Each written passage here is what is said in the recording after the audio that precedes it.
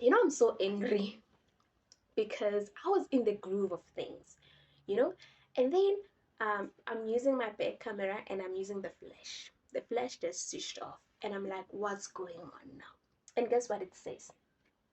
Tap to wake screen up. So all along, I didn't press record. Guys, if I record this now and it's not recording, it's a sign you don't you it's not yet time for you to hear this story. Hello everybody. You can call me Rita M. Don't know what my name is, but you can call me Rita M. Welcome to Finding Joy in Becoming. And today I am going to be giving you guys a story time. Story time, Sam Asinaikaka.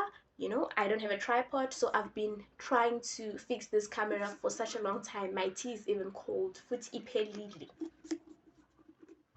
You know, but it's okay. So it's story time. It's how why I chose writing, and yeah, because years ago, if you ask me, what do you want to become when you grow up? I'd say a social worker.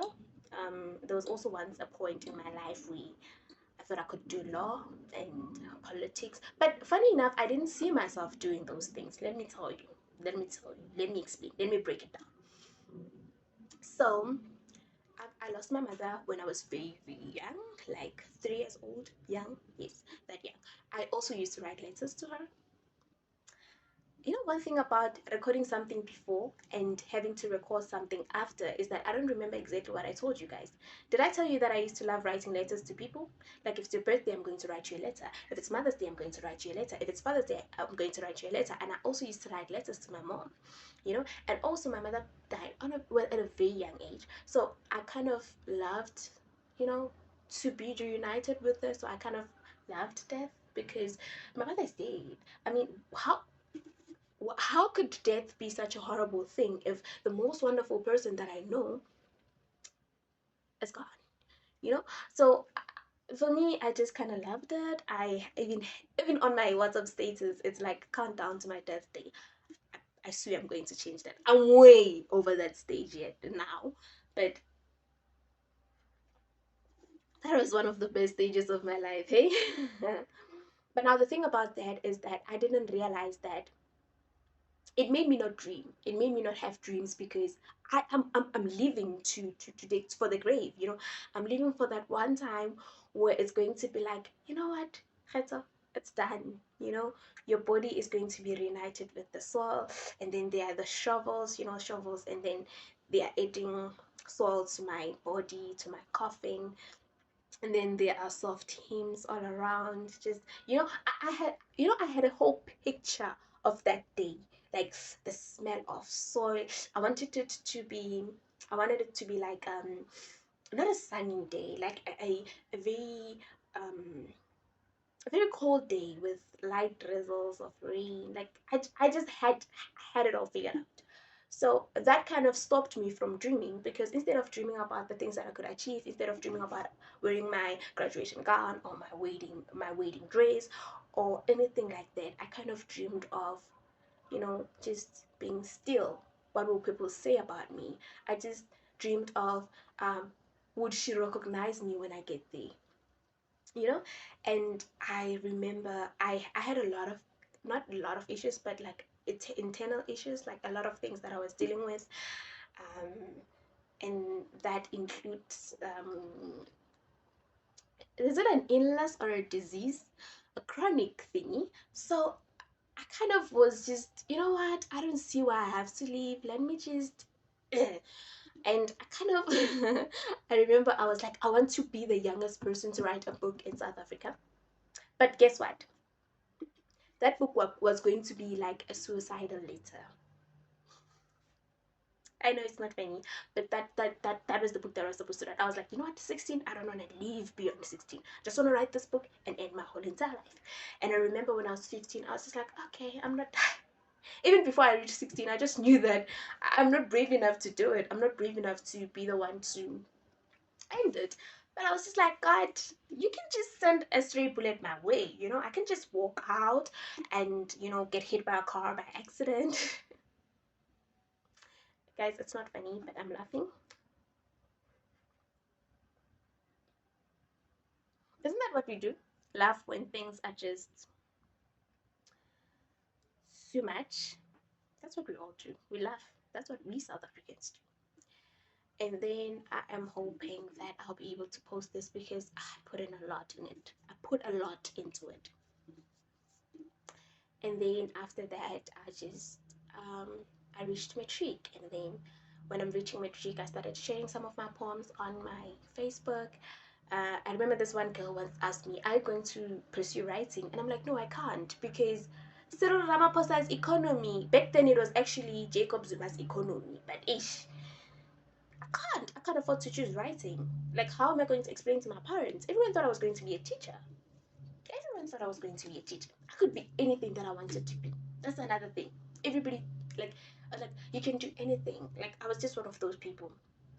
And I was just like, how am I going to explain to my parents that I'm actually going to pursue writing? So hard. So I'm just like, no, I'm not gonna do writing. I have to do law or something that's just going to get me respect, or something that's just going to help me fight poverty, so that immediately after graduation I can just come back home and help. You understand? And then that was pretty much it. When I got into matric, I got to realize that the world as I know it is coming to an end. I can't hide behind school anymore. You know, there's going to be nothing to occupy me. I have to face the real world. And everything just started going downhill from there. Mentally, I started being in a very, very dark place. I remember I could not, for the life of me, um, wake up. I know it seems like, okay, hear me out. I adopted unhealthy habits that messed me up so bad, I could not wake up. I was just that one person who'd arrive very late to school. And it was like the kind of thing that people joked about and laughed about and associated me with lateness.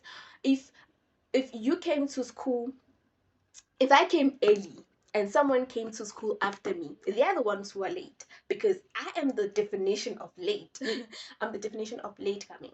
At that point, my body was failing me because I did not eat well and I'm on chronic medication. My body's just there failing me, failing me, failing me. And now I'm getting frustrated by the fact that the world as I know it is coming to an end. I'm getting frustrated by the fact that my body is failing me. I remember this one time I asked my friend, "Have I lost weight?" Because I thought I was losing weight so bad, but I felt like I couldn't do anything about that. I loved being hungry. Funny enough, I enjoyed the hunger pangs. I enjoyed the mild headaches. I enjoyed that thing. And also, when you're hungry, you're weak. You know, that weakness, you can sleep like crazy. Like, you can. And then after that, it was after matric. No, actually, during the same matric thingy, I kind of approached this other teacher. I was like, I am having this problem. I'm on this medication and I cannot for the life of me concentrate because it's making me weak. I was not really completely honest because I was supposed to say I'm starving myself. But I didn't. And that person actually just made me realize that nobody cares about what you do, what you're going through. At the end of the day, we just want to see results. You know, if I failed my matric, nobody was going to be like, "Oh, Kata was going through so much. You know, she couldn't even eat. You know, mentally she was not okay." Everybody was going to be like, "You failed your matric." You know, so I kind of had to push.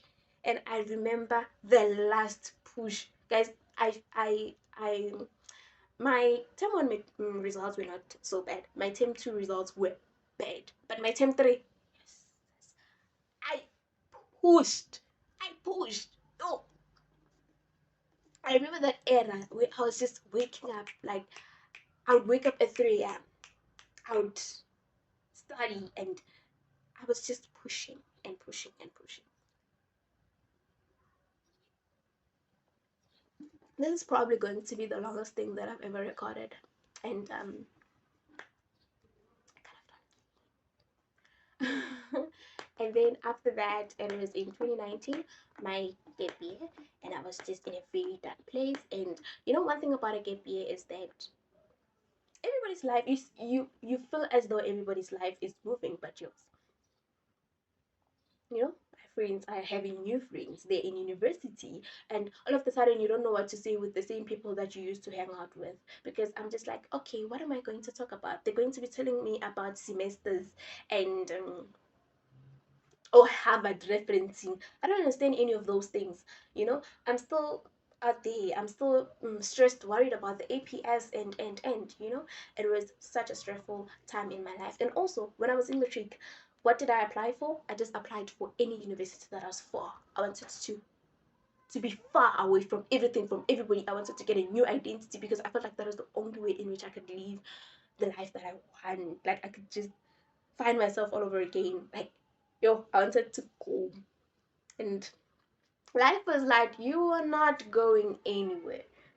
Because even when I found school, I was in UNISA, which is like a long distance institution. And immediately after that, we had lockdown. Like, I was locked down right here at the very same place that I didn't want to be at. So crazy. But let's travel back. So it was in 2019, and things were not looking good, you know. They were not looking good. Oh my word. I'm not crying. I'm just blinking. I remember this is still the very same room that I used to sleep at. I remember sleeping until 6 p.m. I would sleep until 6 p.m. and wake up at 6 p.m. or at 7 when I had to take my medication. And like as always, I did take it on an empty stomach because I loved the feel. I loved the weakness that it gave me. I loved how I could be able to sleep. I was addicted to that. And I was just, yo, that was a very dark space of my life, eh? That was very dark. Oh, that was very dark. I could not for the life of me escape my mind. And I was just there in that state of stress and then, like I said, I am on chronic medication. So at some point I have to go and check my health. When I got there, the doctor was like, girl, your health is bad. And I'm like, so not only is my mental health bad, my physical health also, my finances, and also, you know what the funny part is? When you're not mentally okay, you do things or we adopt habits that are going to be harmful to our physical health. And then the moment our physical health is like, yeah, this is how things are looking, you're going to be like, okay, mentally I'm not okay, physically I'm not okay. Forgetting that it's because of the habits that you adopted that you started having these physical problems. You didn't have them before. Hayi ke ngafika ku-physical nton bampotshora I need to get counseling because I don't drink, I don't smoke, and I claim I take my pills on time. So what else could be wrong with me? So they were like, girl, you need to go counseling. And I remember watching that woman who looked like she was just so uninterested in my story. It's not like I shared anything, but like she just, we live under that person who just looks so uninterested. Um, your health is bad. She was holding a pad. Where's that notepad of mine? Your health is bad. You, it's so bad. Gonna go ujari chips. Um, what time do you take your pills again? So, is there anything that's bothering you? Anything you want to share? I was so pissed.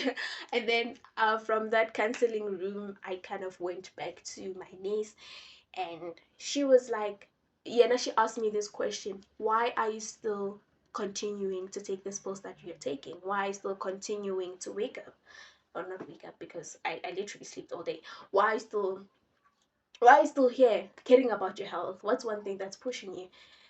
And at that moment, I remember saying that the idea that I swear I'm not crying. The idea that one day someone is going to read something that I've written. The idea that someday someone is going to read the story of my life. That's why I'm still doing this living thingy. And at that moment, I knew exactly what I wanted to do. It was 2019. It was 2019. And I came back home. I don't remember which room in this house I was in, but I remember saying, God, I get it, you don't want to end my life. I get it, you don't want me to reunite with my, no, you don't want me to reunite with my mother. And I was like, okay, I'm going to give this living thing a chance. But if I'm going to be doing it, I want to do it as a writer. And that was it. I started applying. I applied for Bachelor of Arts in Creative Writing, and I applied for Bachelor of Arts at the University of South Africa. I was accepted for both the courses, and I was like, creative writing is where it's at.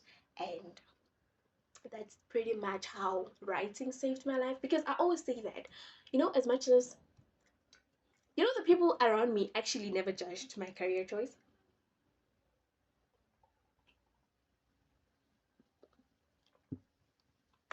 It was just those distant relatives who were just judging it on some. I remember someone once told me, Gore, you know, you youth of today are wasting your time. Imagine you have free free bursaries. You can be anything. You can be taken to any school, and all you want to do is writing. If we had the opportunities that you guys had in the past, that man was literally preaching for me. And I was just like, you do know that if this thing didn't occur, I wouldn't be here today. I wouldn't be alive. And also getting into the whole Facebook and writers community, there was always this thing that was said. I don't remember exactly who said it, so unfortunately I cannot credit them because it's their work, not mine. They used to say, we write because the alternative is to die. And to be honest, if you're not an artist, you would never understand. But most of the time, it's either art or. And we are here choosing art. How many years later? 5 years later. And yeah, there's actually a part two to this story, but the part two is something that I'm still in, so it's something that's still some sort of a test. I thought that just me going to university was just me pursuing my passion and my purpose, and I'm done. And there's another part that was just waiting for me, and God was like, no, don't reveal everything to her yet. Let's God. Guys, let me see if I still have the energy to record the Q&A, because I need to do a Q&A. And yeah, be well, stay safe, and support people who are pursuing their passion and following their passion, and know that sometimes it's not because we are selfish. It's just, it makes sense. I'm happy. I'm at peace. I can touch the sky. I'm the happiest person I know. My bank account is 0, but I'm so happy. Anyways, love you lots. Don't forget to like, comment, and subscribe. I I want to say, I know this is not perfect. In this was a perfect video. Point blank period. But you need to be delusional to survive in this industry, and I am being delulu. I'm the best storyteller ever. Just kidding. Subscribe, comment, like, and share.